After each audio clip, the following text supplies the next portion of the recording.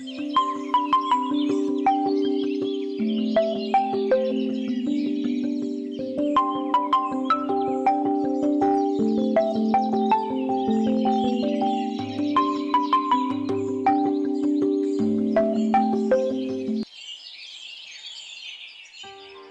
দৈনন্দিন জীবন অতি সাধারণ।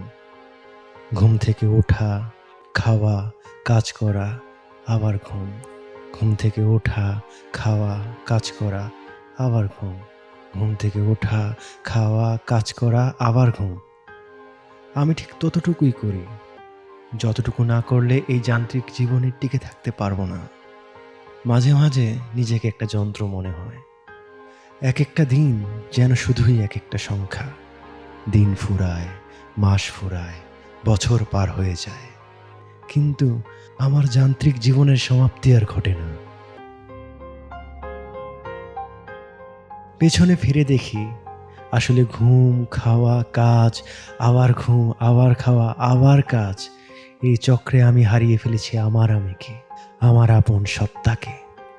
আমার সব চাওয়া, সব স্বপ্ন, সব ইচ্ছা হয়তো বিসর্জন দিয়েছি দায়িত্বের ভারে, জীবনের প্রয়োজনে।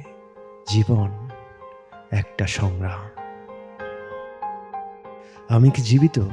কোথায় যেন কিসের অভাব, প্রাণের অভাব, জীবনের অভাব।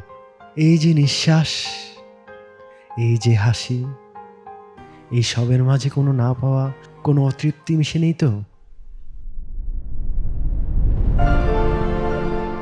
একবার তো একটু প্রাণ খুলে নিঃশ্বাস নিতেই পারি, ভালোবাসতে পারি, কিছু মুহূর্ত আঁকতে পারি মনের রঙিন পাতায়।